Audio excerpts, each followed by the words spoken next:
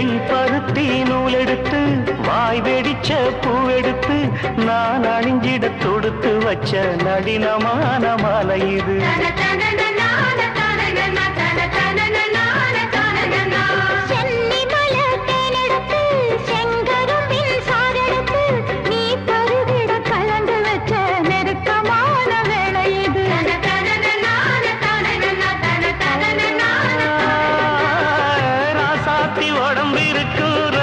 துணி நானாக அன்னாடம் சூடி கொள்ள ஆசை வச்சாகாதா?